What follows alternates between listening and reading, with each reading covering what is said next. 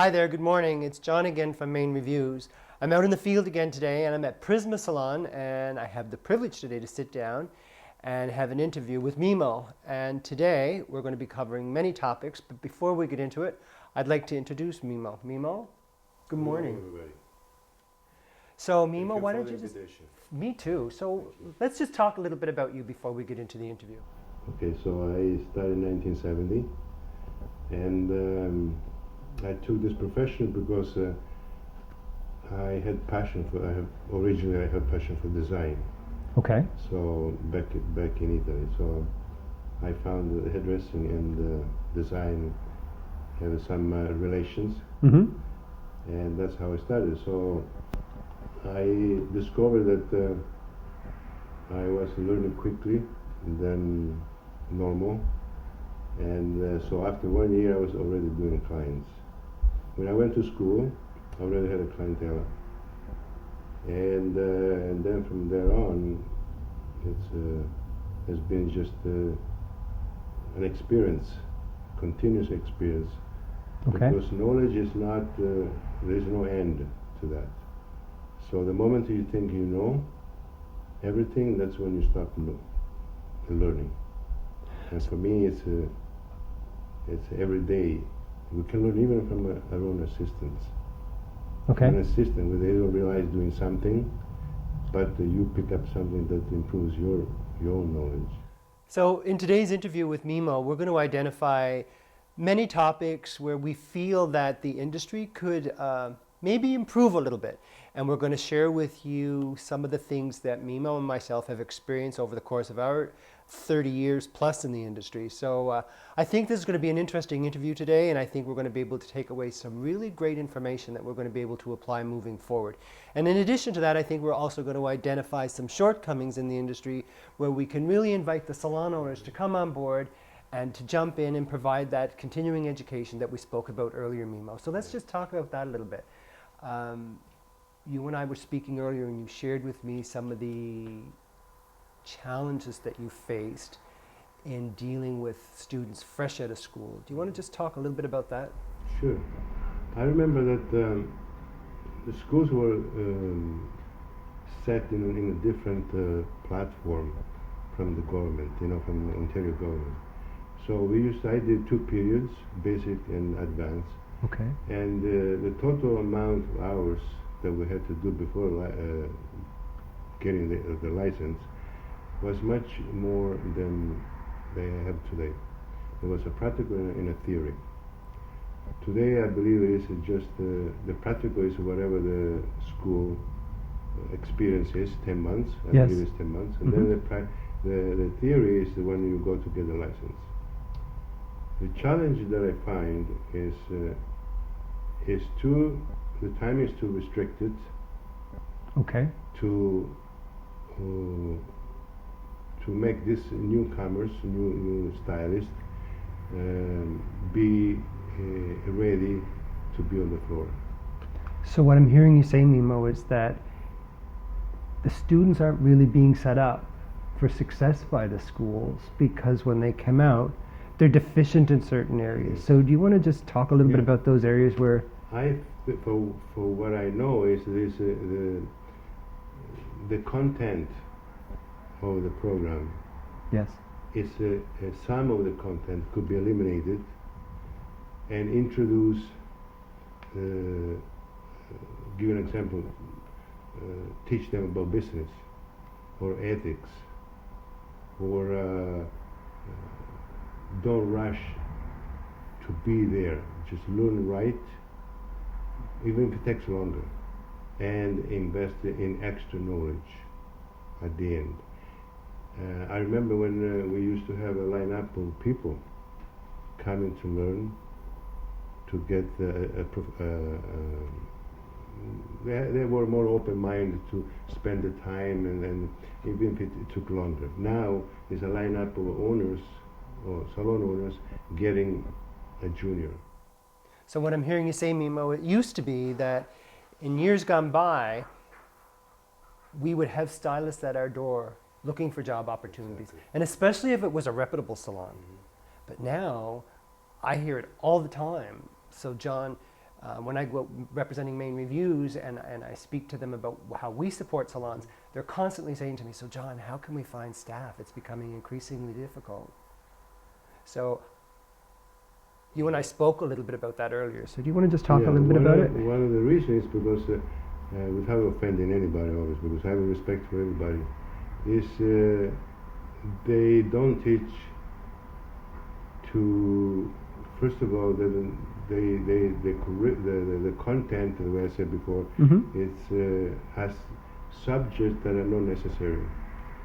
And the other thing is they should teach to go into more private courses, because going to a show, at the end of the show, we know the brain, the way it works. You only remember 10% of whatever you saw. Exactly. Okay, that's in anything with the brain, our human brain. Okay, so what you see there is not necessarily teach you step by step the why. You see, I'm convinced that to do a good haircut, to give you an example, is to understand why I'm holding a section 45 degrees and not 90, or vice versa. Okay. Right. And if I take a section and then I drop it, I have to know what I'm going to end up with. And this is the thing by teaching haircut or even color, for that matter, is you have to know what's happening after, not just guessing. Why am I doing what I'm doing, Exactly. instead of just doing it for the sake of doing it? Or memorizing what the other guy did. Exactly. At the show. Exactly. See, when you take a course, and this is the school should encourage the students to invest. It takes money, obviously, but to invest in private courses, even if it takes longer to be on the floor. But at least when you get there, you know that you're set. So what we're talking about today is students, when they come out of school, they're weak in certain areas that we've identified, and we just feel that, and I'm sure that we're speaking on behalf of many salon owners out there, that there's room for improvement in these areas, especially as it relates to business development, especially as it relates to understanding how to effectively execute that service like Mimmo was just making reference to. Instead of just mimicking the person next to you, or it's something that you've memorized, but you don't really understand it well enough to say, this is why I'm doing this, going back to, why is it a 45 versus a 90? Why is it zero elevation versus a graduated? All those things. So let's talk. Because each head is different. Absolutely. Each growth is different. Mm-hmm. So, and the client doesn't know that. It's our responsibility to educate the client. So what I do personally, because I think I'm a detail guy. Right. I like to talk to the client. It's like I'm teaching her about what I'm doing. That's very important. Because that's very important to understand why I'm different. So well, it also builds trust. Exactly. We're all different. Right. Not one better than the other. We're all different. The difference between us salon owners, salons, let's say salons, is that we all talk to the client in a different way. And so the consultation, and this is the thing that should be part of the school curriculum, it's not just to say, my name is, give an example, John or Mimmo. Is to step by step, realizing, by asking questions, is why that client came to sit in your chair. And from there, and then you continue. If I want to know if she has long hair or short hair, you have to know, ask the question, the style would you like, for instance, a minimum length. Once you have that length, and then you start suggesting based on that length. Okay? These little things, for instance, on the hairline on the neck. You examine the whole head. If the crown is in the middle, or on the left hand side. If it's in the middle, you know that when she gets up in the morning, you have a 360-degree turn that I had hair made, and you have a flat spot. Right. Okay. So all these little things comes in place when you do a consultation, and that consultation should be the backbone of this relationship with the client. That's very well put. And folks, I have to tell you, this is something we've been speaking a lot about lately, especially in some of the platforms we have at Main Reviews. We've been focusing a lot of time and energy on consultations. And the reason for that, like Mimmo says, actually from the time the client walks through the door, from that very beginning, all the way till you get them to the chair, that whole conversation, it's all about fact finding, right? Like you said, it's an analysis. It's like it's almost like you're a doctor. You're doing an examination and you're identifying, like you said, the swirls in the hair. What type of hairline do they have? Do they have a cowlick? Do they have a double crown? All of those things come into play when you're making a decision about the type of style that you're going to provide, right? Mm-hmm. So I think we agree that the students that are coming out today, they don't really have that information, so they're struggling in those areas. So, in my opinion, the school should be teaching the actual practical should be at the after this beginning of after the consultation, after the understanding the business, and then you go into learning the actual profession. Because if it's like building a house from the roof and not from the basement. That's a great analogy. Yeah, you have to have a foundation. Yeah. You have to have a foundation, and that foundation is exactly the items that you teach at school. So for me, the way I told you before, when we met before, I found there's a lot of insecurity when a student or let's say juniors go for an interview, because the first thing I personally ask is to bring a model. As soon as I mention model, they don't even show up for the interview. So I'm not hiring. What I'm going to hire, just a conversation. I mean, having a conversation. I need to know if what I'm looking for, the person is ready for what I'm looking for. If this is me and I said this respectfully, because it's not say with arrogance or anything, because I'm not. But if they are not at least 0 to 10, 7, I refuse to babysit anybody. Because I have the patience to teach, but they have to have the interest to receive the information, the knowledge. And that's the best investment.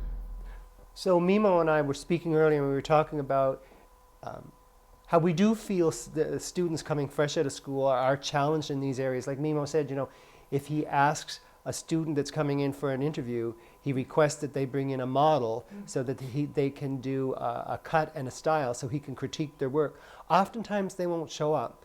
And that's unfortunate, because that speaks volumes of the education that we're providing our students today, and it's creating a huge disconnect, a shortfall in our industry. And I think going back to what Mimmo and I were talking about earlier, remember Mimmo, you said to me that this is an opportunity maybe for salon owners to jump in and to kind of fill that void and provide that continuing education that we spoke before. Because there's absolutely nothing wrong. Admittedly, the schools provide great fundamental training when it comes to the basics, but there's such a need for additional training. And the salon owners, such as yourself, because you specialize in curly hair, which we know is a challenge in itself. So I specialize in cutting hair. Cutting hair. Curly hair is an addition to the basic haircut, because we can do anything we want with curly hair, but if you don't have that basic haircut, it won't happen. Right. Okay, so it's a totally different technique, and I would like to make a point about what you mentioned, specialization. It's a responsibility for any salon, if they are not specialized on a service, not to offer it. Agreed. I don't like to do updos. Me either. So I don't offer it. I have a friend who loves it, and I tell to go there. It doesn't mean I'm going to lose the client. It means that that client is going to appreciate the fact that I've been honest with her. So I don't do updos, which means I don't do weddings, I don't do parties. Okay, because I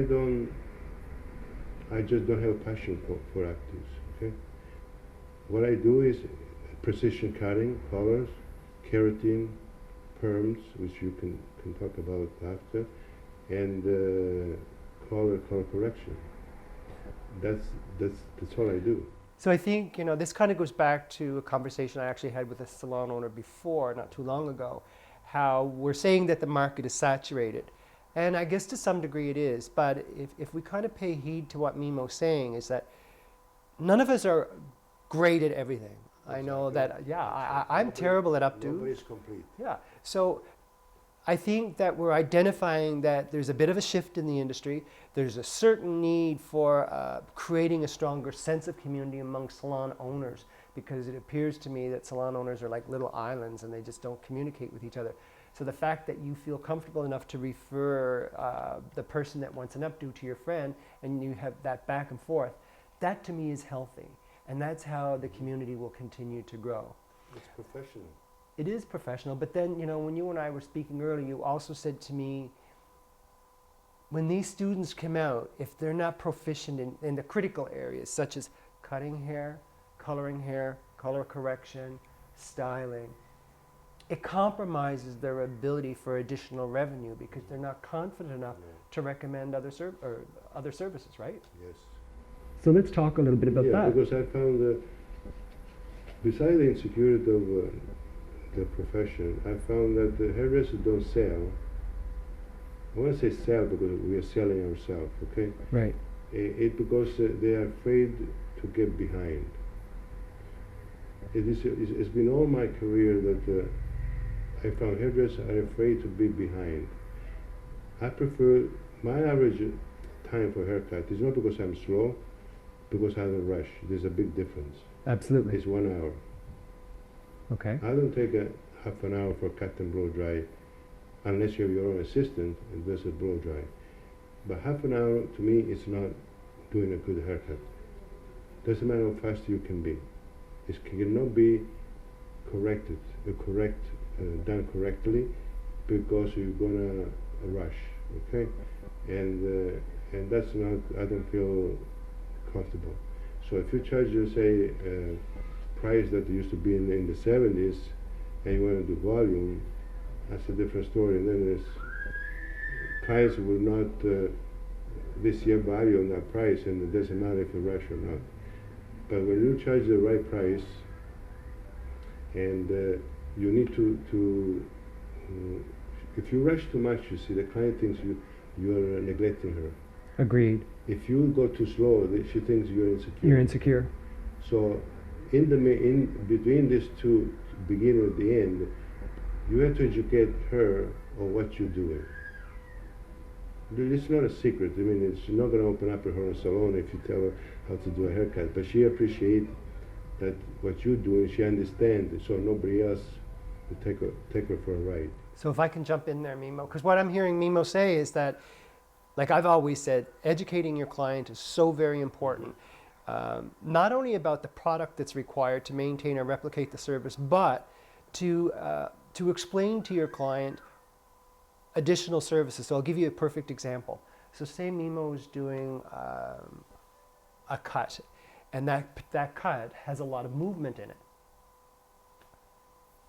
If you understand color and if you understand dimension, then that's a perfect opportunity for you to recommend either highlights or lowlights to create more dimension and movement in that cut. Even painting. Or paneling, yeah, exactly. Because you see, especially with curly hair, you have a down movement, and it's like going on a heel and then on a body, you know. Okay. So you can go lighter when it goes up, and down when it goes down. So you stop painting. If you go lighter, you stop when it goes down in the valley because it's already a shade there, right? So, but this is a simple way to sell a service. It doesn't have to be that you have to have a full color or this opportunity to always add something.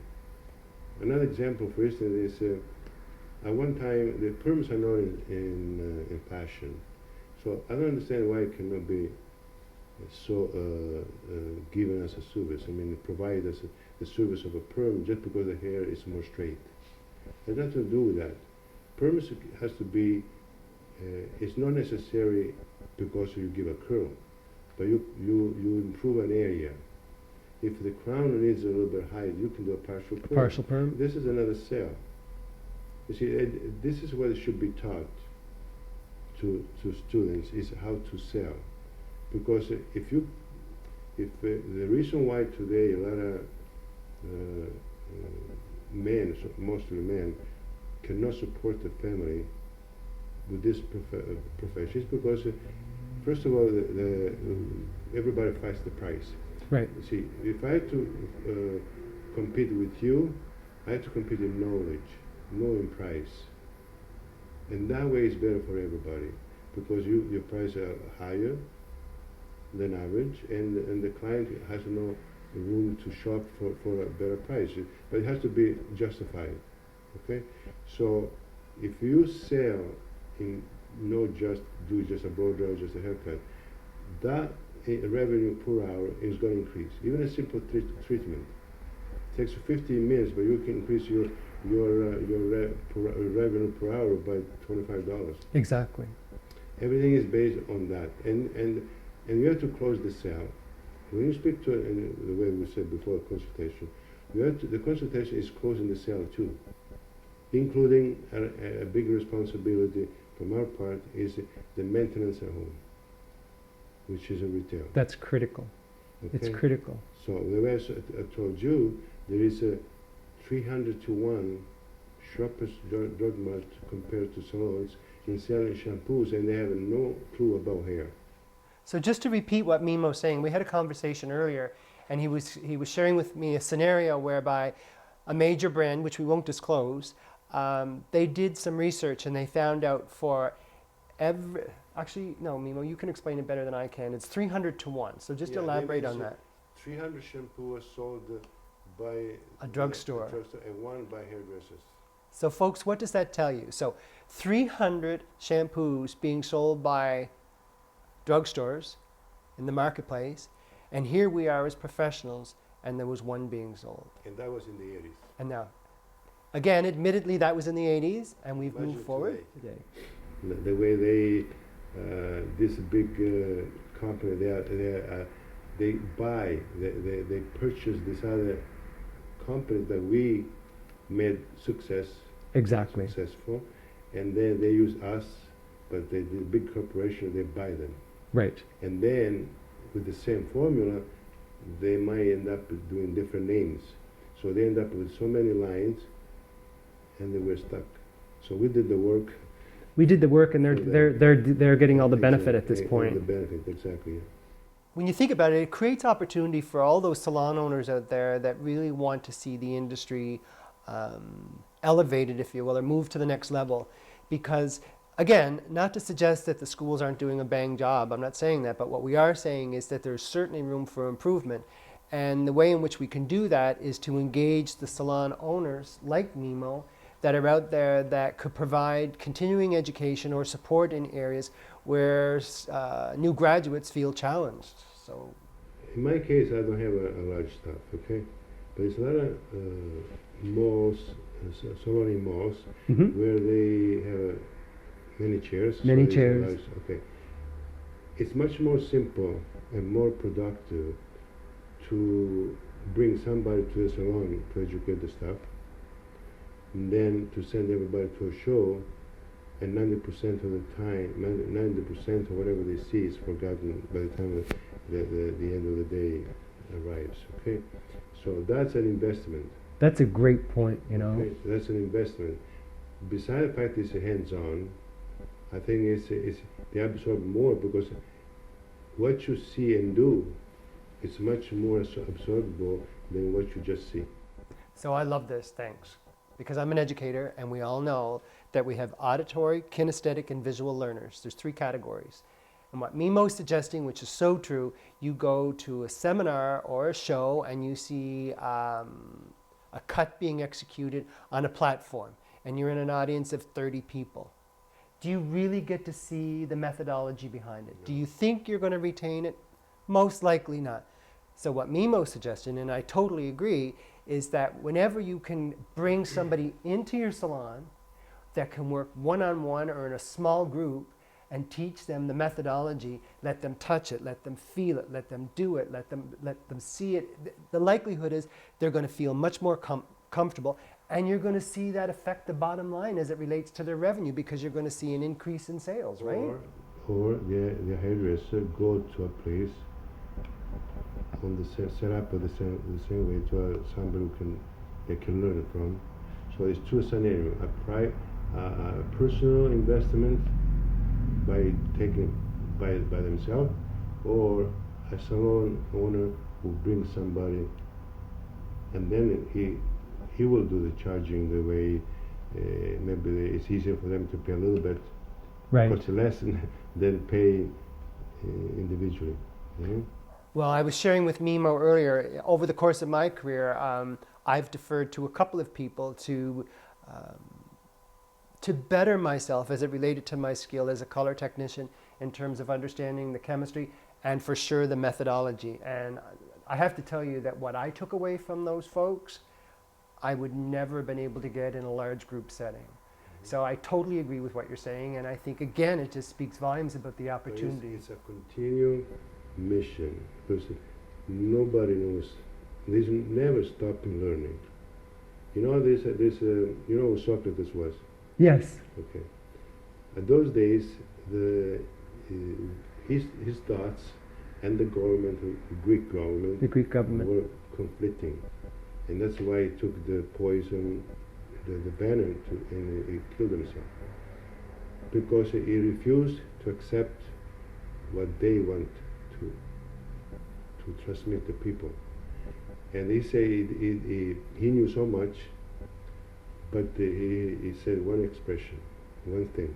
He says, "I know that I don't know," which means that he knew more than the government. But if you compare to universal knowledge, he knew nothing. But he knew that, and that's why today, you see, to go back to the subject, you cannot stop learning. You bring up a great point, and you know, I couldn't agree more. I've often said to folks, when you feel you've gotten to a point in your career where you've learned everything that there is to learn, it's time to walk away. You know, I've been in this industry for over 30 years, and I've had many great opportunities, such as this, speaking with somebody as talented and experienced as Mimmo. And I learn every day. If I don't learn about the methodology, a new technique, then I learn something about business that I can apply.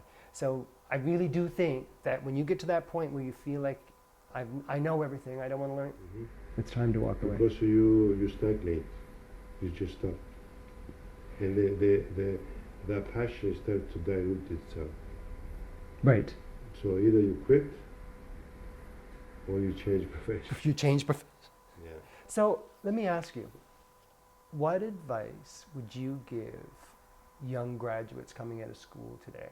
Is to invest in knowledge. That's it. There's no other way. But I have to see. I'm not, the way I told you many times since we met, I'm not a stage guy. I don't feel comfortable here because I don't. Maybe it's my accent or my English or whatever it is.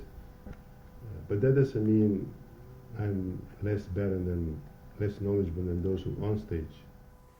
All we have to do is go to your reviews and look at what people say about Mimmo and his ability and how happy they are. Yes, some bad ones too. You can't please everybody. Well, very rarely is there a bad one, but yeah.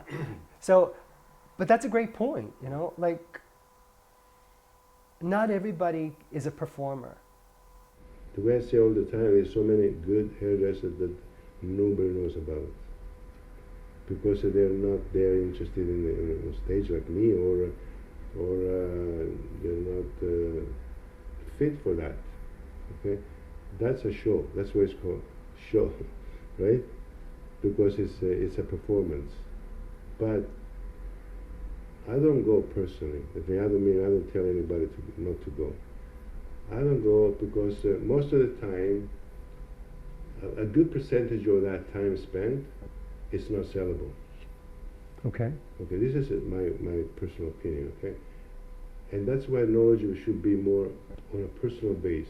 The show is good to go because you see a lot of things that you can suggest to your client or not. But I would say probably half of it you cannot sell in the salon. My experience also has been that for stylists or colorists that are proactive and participate in continuing education, and especially if they're advertising that on social media, that has a huge impact on their clientele, because that speaks to their clientele by saying, look, you know what? Mimmo is really invested in this and he's continually improving himself. So they see the value. So if I can, just for a little bit, I'd like to talk about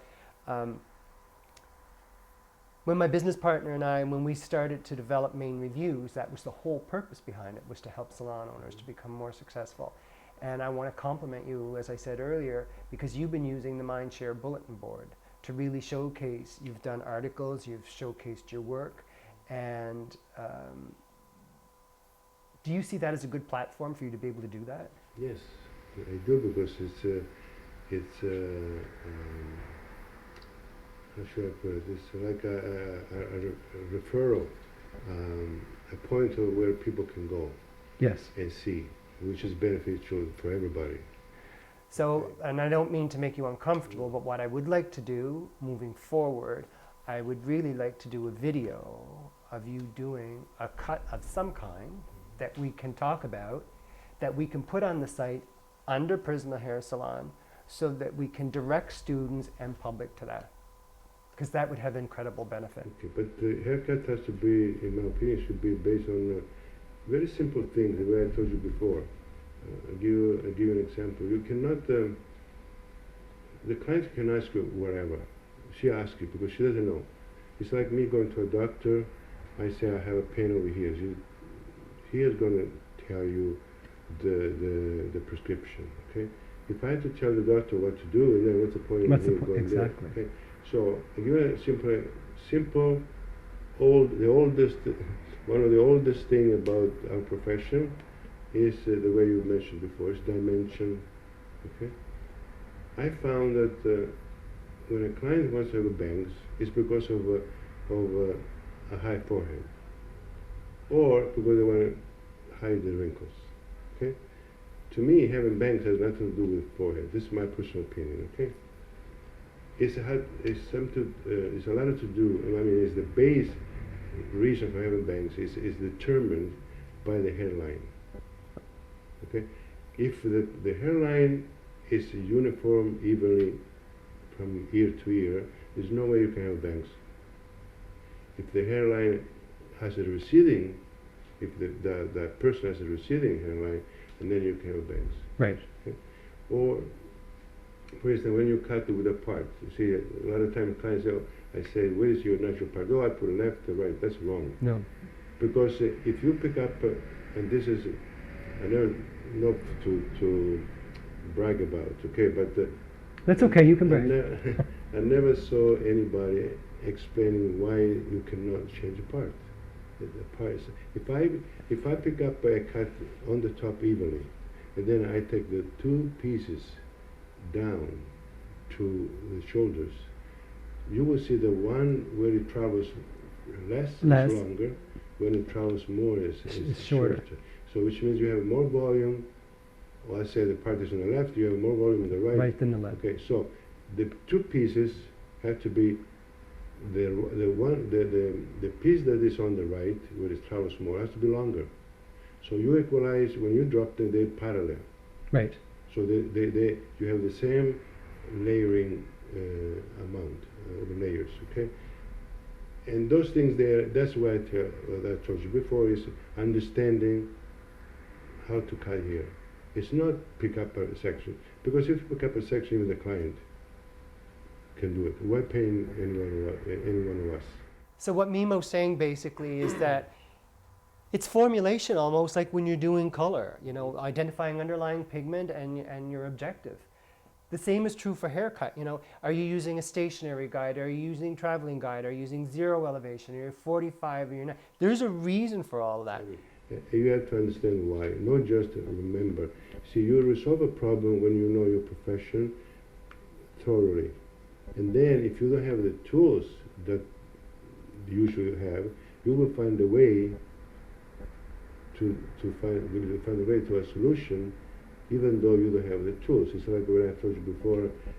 Today it's rarely that you end up with not having a neutralizer. Neutralizer, yes. Okay? But you know that you can mix your own neutralizer with everything you have inside the salon, and you still, because the neutralizer has peroxide. Peroxide. And believe it or not, in the old days, neutralizer, you know what the neutralizer was made from? I should probably know this, but I bet I don't. Well, there was a substance that they used to make a dynamite. Really? Yeah. So I remember, but when we did when the roller sets used to be the main service. I remember every those week, days. You know, standing appointment, all that. They used to save time between solution and neutralizer. They used to use a neutralizer left for half an hour if they were behind, because it was an advantage so they don't get behind. So they don't get behind. The damage that they can create with the neutralizer, there was not the damage you can create With the perm solution. because that neutralizer has a peroxide. But so what neutralizer means? It should be called oxidizer, not neutralizer. There's nothing to neutralize. Okay, I do a perm, and we didn't talk about this. It's called air perm. Air perm is everything is the same. But if I rinse the client at the salon, I don't remove the rods, towel broth, I send her home to come back next day after 24 hours. I don't need a neutralizer because it's called oxidizer. You oxidize in the air with the oxygen. I did it, and the hair is amazing. The thing is, how many people are going to Go home with the rollers in their hair. Exactly. Okay, but I tell you, it works. Okay, so oxidizing with a neutralizer is a faster way to oxidize that crude into a new position. Okay. Because it's got peroxide. Peroxide has oxygen, and then it doesn't. So that's why you can mix your own. You need a little peroxide, a little bit of shampoo, and a little bit of conditioner. And you mix your own. These are the things that I wish schools would teach to complete, because these are little things that they might come handy. So folks, wow, there's a lot of history here, and there's and a lot of experience between yourself and myself. So folks, what you're hearing today is opportunity, I think, where if those additional skills were taught, or if the students took the initiative to gain that information on their own through the private section. It's knowledge. Knowledge is power, right? You end up in the right place where you learn not just what everybody else knows. Because the difference between one and another is the interest of each student, as well as student or newcomers, to enlarge that knowledge. If you end up in the right place, you learn the basic plus the extras. The extras. Which comes with experience. Okay. And whatever you experience in the salon, it's not comparable to no school. Agreed. I mean, when we come out of school, I know, speaking for myself, I certainly had the fundamentals down, but I was not as prepared as I could have been for the real world in the salon. And I had to take a lot of initiative myself to participate in continuing education. But if they would have suggested you to do that, because there is no conflict of interest here, you don't see them anymore, you would have been, you didn't have to do that research. That's right.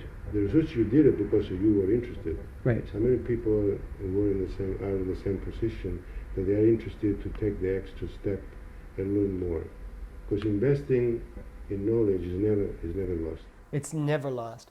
And I have to tell you, you know, having had the privilege to work in the countries that I've worked in, with the people that I've worked with, this is such an amazing industry.